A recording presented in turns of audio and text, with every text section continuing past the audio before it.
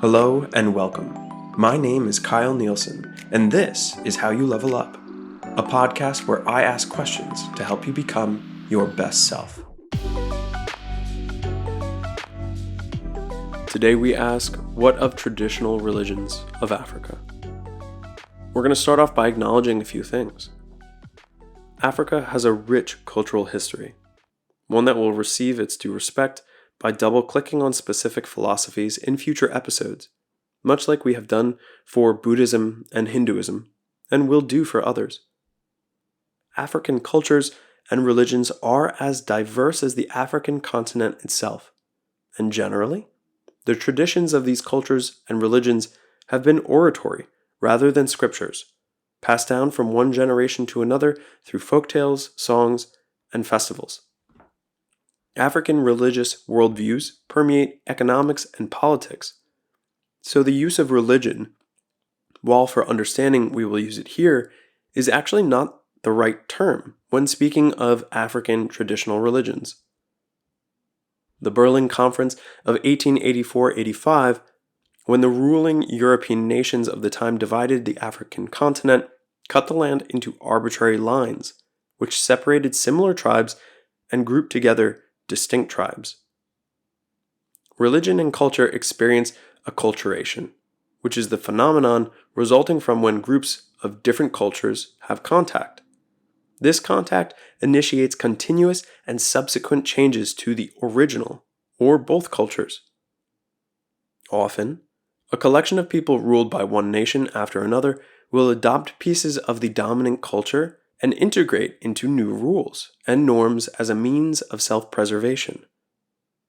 The separation of church and state is not desired nor possible because traditional African religions inform everyday aspects of life, like family dynamics, diet, dress and grooming, healthcare, marriage, birth and death, spending and saving your money, community, and government. Christianity was introduced to Northern Africa in the 1st and 2nd centuries. Only 9 million Christians were in Africa in 1900, and by the year 2000, there was an estimated 380 million Christians. Islam was introduced to Africa in the 7th century. It was estimated in 2002 that there were 344 million Muslims in Africa. It is because of these points that much of the last 150 years has clearly resulted in the adoption and domination of Christianity and Islam across the African continent, changing the traditional religions of Africa in fascinating ways. So as a starting point, we're going to look at an overview of the general theology and commonalities between numerous traditional African religions. The first commonality of the traditional religions is that there are two types of morals. The first are moral principles that pertain to individual conduct. The second are moral principles pertaining to governing social and community relationships. It is from these two types of morals that a large emphasis is placed on the importance of community, oftentimes over the individual. For what is the individual without their community? The welfare, prosperity, and survival of the community are often the primary focus, which is why it is normal to expect a wealthy person to give or donate a large portion of their wealth to their community.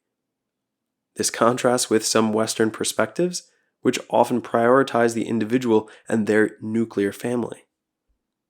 Ubuntu, a New Guinea Bantu term, is a philosophical concept common to several African cultures, especially in southern Africa. Ubuntu can be translated to humanity, or to I am because we are, further emphasizing community.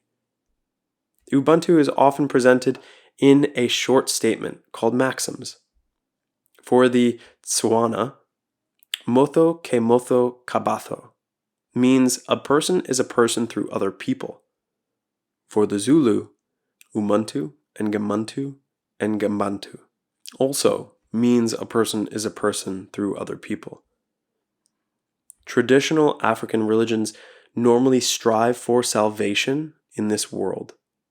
Salvation is measured in terms of an individual's health, their accumulated wealth, and their offspring, while at the same time maintaining close contact with the spiritual realm of the ancestors, spirits, and gods.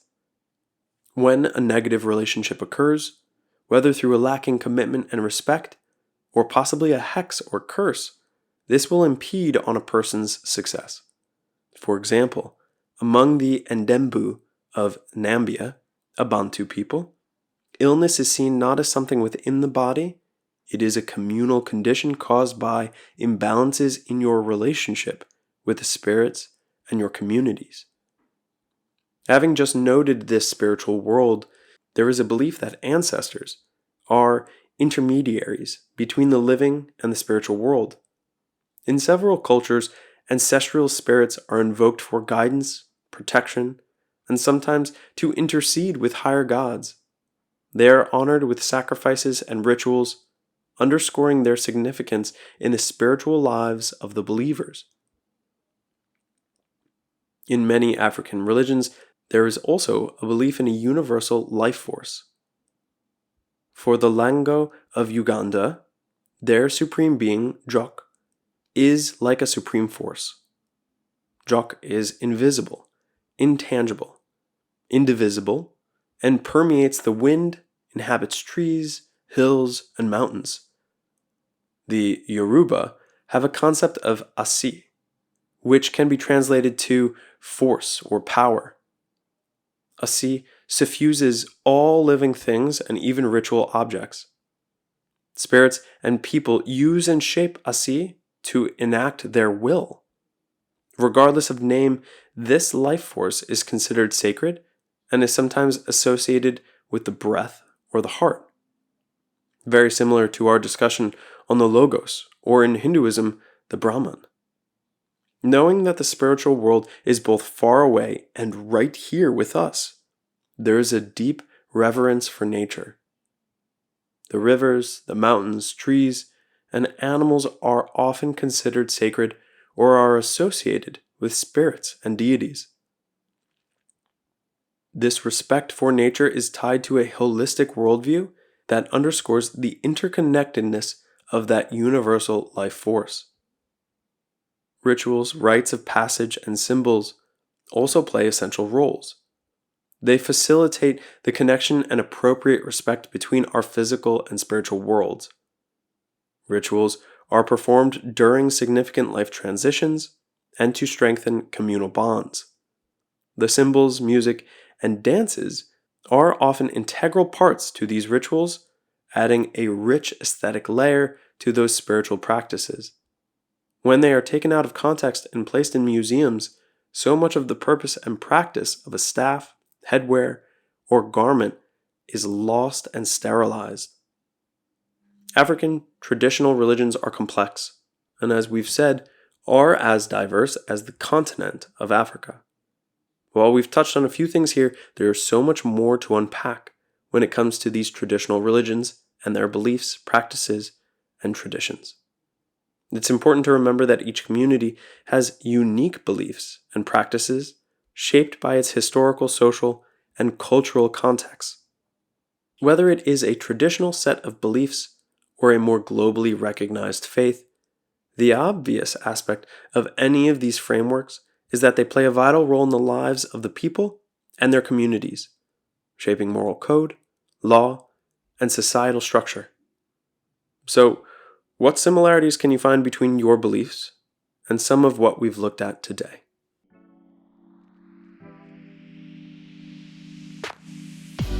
Thank you for listening to another episode.